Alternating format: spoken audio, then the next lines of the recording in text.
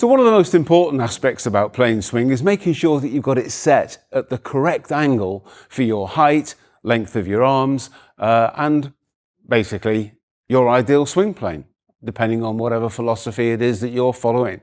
And I'm going to show you how that works.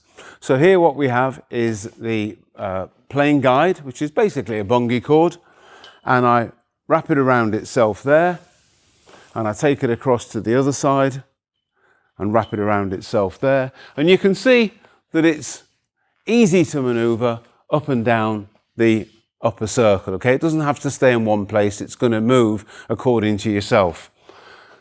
Now I'm 6 foot, long arms like a primate, and I'm set here at 0.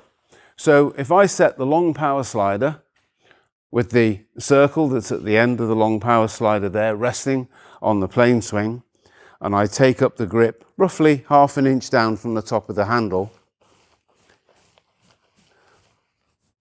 this is now bowing across my chest. And I'm just going to move it slightly because I want it to run from the top of my armpits across here and bowing across my chest, okay? So I don't want it flat across my chest here, because basically that means it's going to be a little bit too upright for me, and I don't want it bowing too much either. So it's just lightly bowing across.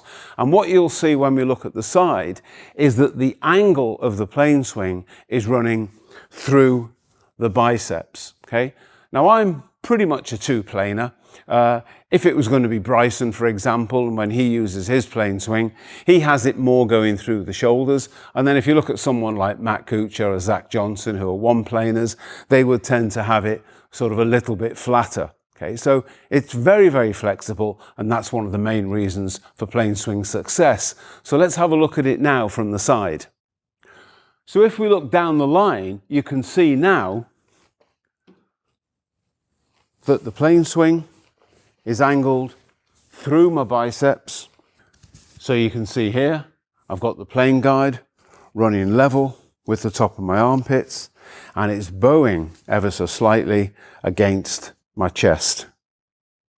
So it's not flat on my chest, otherwise this would be set too upright for me, but it's actually bowing on my chest. I'm in good posture, and the angle of the PlaneSWING is running through my biceps. So here, all I'll do now is I would undo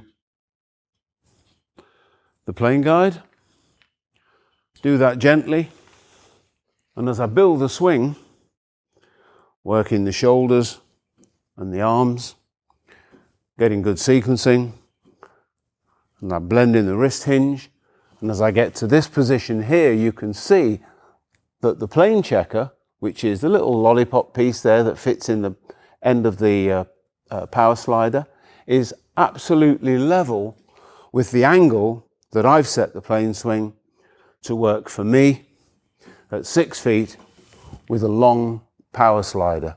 And you can see there I'm in a great position, nice and square at the top, and in a good position now to attack the ball. So whereas I'm set with the PlaneSWING running through my biceps, Bryson DeChambeau, for example, who's 0 shift, would have the PlaneSWING set through the top of the shoulders here. And Zach Johnson or Matt Kuchar, who are one-planers, would probably set it a little bit flatter.